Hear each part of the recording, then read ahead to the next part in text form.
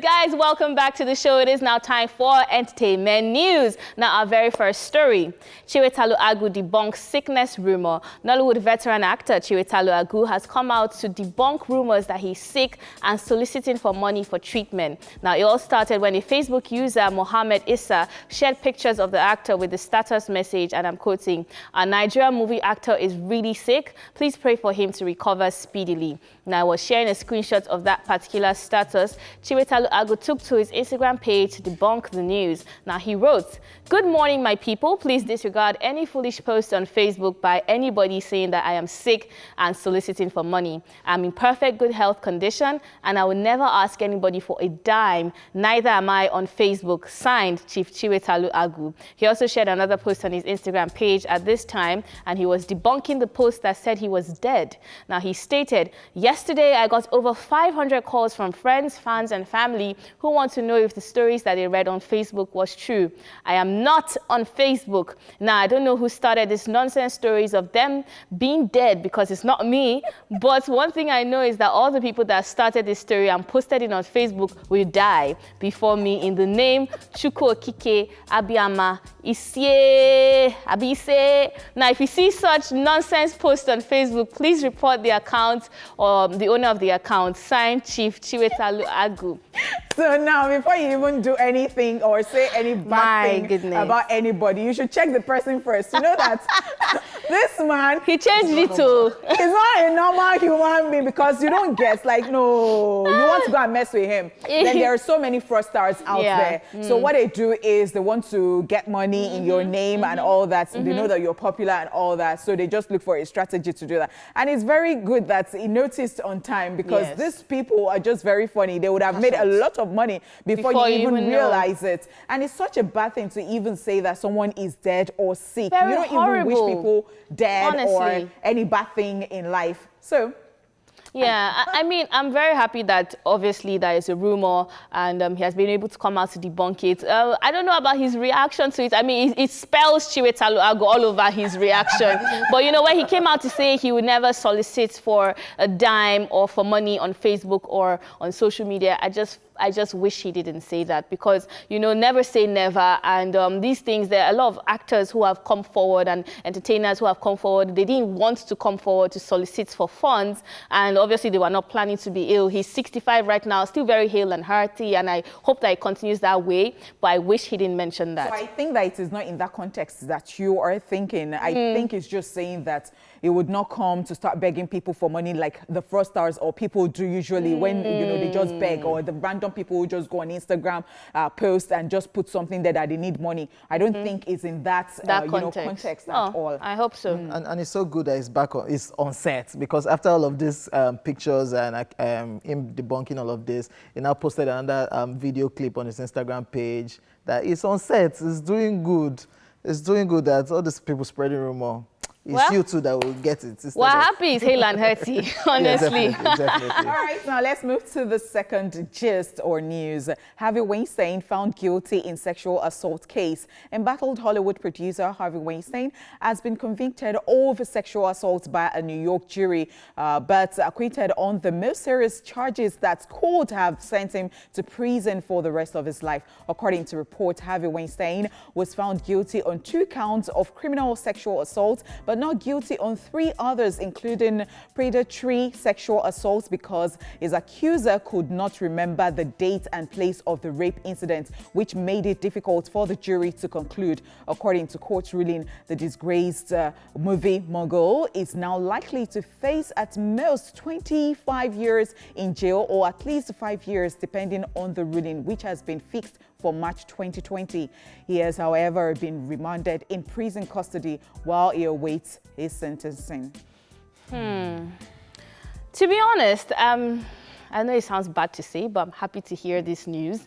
Not because I wish him bad, but because I remember it's been such a struggle where people felt, especially with the opera thing, that she was supporting. She was being selective with her support because he's white and he wasn't going to get the same treatment that the other black men have been facing, and the other people who, the big names in the industry that are currently in prison or facing serious charges. And I'm happy that he's also facing such charges. As you can see, there's still some part in the news saying that he was acquitted of the most serious charges. But according to reports, I think he's going to face at most 20 years in prison, or at least 5 years in prison. And I'm just happy that, you know, if this is true, which is the jury has decided that he was guilty on these charges, that he's able to face the consequences, and is regardless of his skin color or his race or his ethnicity. That's it. So I would say that this is a watershed and a warning. You know, it's a turning point that people are not listening to women and other people who are being assaulted. People are listening, and well, the justice is just taking a course like that. And it's well, we're getting there.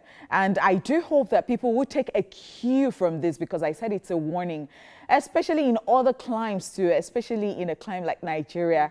And well, maybe when I am ranting, I get to say more about this particular one, because you find so many people guilty of so many things. Like, they don't even know. Some of them, I don't know whether it's a mental illness or something of that sort.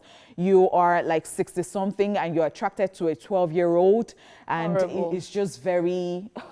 This particular situation is crazy. I think a whole lot of people saw this coming, because the accusers are a whole lot. A lot. That even prompted the Me Too hashtag that people were jumping on. And I think it's Time magazine that even put up the cover of their magazine, and they had to put picture of every lady, every female that came out accusing him. So I can't remember, that was Bill Cosby. But that was Bill Cosby. Yes. But this is a situation like that. So the Me Too, the Me Too that people had to come out and say. Which is why I'm happy that they gave the same treatment that they applied to Bill Cosby. But it took a long time. That's why the blacks were angry. Like, Harvey Weinstein did the same thing that Bill Cosby did. So why is he getting different treatment? Why is his own taking so long when there are people that have already come out the same way they came out for Bill Cosby? So finally, he's out, is guilty of some charges, and of course, in March we'll see how many years. And you see this picture, I just thought that he kept pretending. You know how people go to the court and in then Nigeria, they like, I'm very sick. I am very, like, you should. No, but I think they all do it.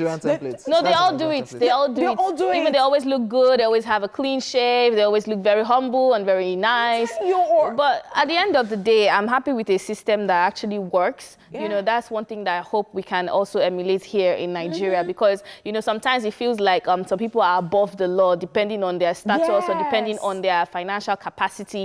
And I also hope that more people will be able to come out, because even in this Nigerian industry, it happens a whole lot. People think it's like the new norm, and I'm happy these things, as you said, it's a warning, it's a wake-up call. This whole situation is crazy, because a whole lot of stars came out, from Angelina Jolie to Lupita to big movie stars accusing Harvey Weinstein that you actually attempted all of these things when I was trying to get a role for so movie. So the thing is, sometimes you don't even know how far someone would go. So at that point, the person is just starting. A rookie and a greenhorn, and you're trying to take advantage of that person. And they never forget. They would never ever forget. Crazy situation. Never forget. Oh, wow. Anyways, ladies and gentlemen, we'll go on a music break, and when we come back, we'll continue with the news. Stay here with us. Yes, sir. Welcome back, ladies and gentlemen. You're still watching Entertainment Splash. And of course, right now, we want to wrap up the entertainment news. Celebrities pay last tribute to Kobe and Gianna Bryant at their memorial service. Thousands of fans, friends, and celebrities and loved ones gathered in Staples Center, Los Angeles, to honor the life and legacy of Kobe and Gianna Bryant. The event, which was tagged Celebration of Life, was hosted by Jimmy Kimmel, and in attendance were various basketball stars such as Michael Jordan, Magic Johnson, and Kobe's former teammate Shaquille O'Neal. Beyonce opened the service with a medley of her 2013 hit track EXO, which she said was one of Kobe Bryant's favorite songs and a hit song, Halo. Alicia Keys and Christina Aguilera also performed, while his wife Vanessa Bryant, Michael Jordan, WNBA star Diana Taurasi, former Lakers teammate Shaquille O'Neal, University of Connecticut women's basketball coach Jenny Orema, and Rob Pelinka, who served as Bryant's agent before taking his current role as Lakers general manager, all shared touching memories of the late basketballer. Kobe and Gigi Bryant were, however, buried in a private ceremony. In a different twist, yesterday it was also announced that Vanessa Bryant has filed a lawsuit against the company that owned the helicopter in which Kobe, Gianna, and the other 7 victims were killed. In the lawsuit, Vanessa Bryant says the pilot was negligent for flying in such poor weather condition. Yes, this is very sad one, right? This is a sad one. I watched the memorial service live yesterday. like almost 2 hours. A very touching one. Everybody was in attendance. Kanye, Kim Kardashian, Jennifer Lopez, and of course basketball stars were all in attendance. Beyonce opened up with a song. One of the touching speeches that got me, one of the touching speeches that got me was Michael Jordan's speech, and it was really, really touching that he was even crying. Yeah. Saying that, look at Kobe, even while Kobe is dead, look at what Kobe is making me do on national TV. I'll see this for years, me crying. I mean, it's crazy, crazy situation right there. Very crazy situation, because, you know, it was even said that when he died, that the helicopter was not licensed to fly in bad weather. And apart from that, yeah, I saw the tribute too, and I saw when Vanessa was actually talking about our baby girl Gigi, and she was like, oh, she had my character. Yeah. Kobe said she had my character and all that. She was holding back her tears for so long, like, you know, maybe she had even rehearsed how she would do that, because I was just looking, it was so emotional. She was really neat and she didn't want to cry, but it was all just so emotional. Like, I couldn't. You know how it's just so sad. Like, even when you don't know them one-on-one, you're not related to them.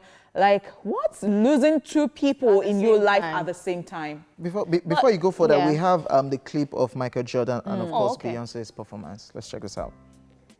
Wow. Very you know, sad, as I was trying to say earlier, I mean, I just love the way Vanessa Bryant went about the whole thing. She took the focus away from, you know, death and all the sadness that comes with it, and she made it a celebration of life. If you actually watch her whole speech, she spoke about her daughter and all the impacts that her daughter had created even amongst her classmates and all the things that he did. She even spoke about a time when she was late for one of his basketball shows, and he was actually looking out for her during the breaks, and she's like, yo, I'm just 10 minutes late, you're not going to lose 81 points before I get here. And it just made me see that at the end of the day, it's about the impact you have made on people. No matter how successful you are, you have to live a life of impact, and that is one that he actually lived, both he and his daughter. In fact, she said that the daughter Gigi had an essay where she wrote that the WNBA should be paid, the athletes in the WNBA should be paid equally because to she was the getting NBA. there. Because she was getting there, and I'm like, that is so beautiful. And watching the whole speech, it changed my perspective, and I just said, you know what, this is a celebration of life well lived. Okay, so one thing I would like to quickly chip in is, you know how you affect life so much that even when you've not met people, it becomes very saddening when you die at the end of the day, because it's almost like you have met everybody and then you've touched every life. Interesting, and that's how to live the life. Oh, wow. Yes, we are done with this, and of course the lawsuit that she filed against the helicopter company. Anyways, yes, we are done with the entertainment news.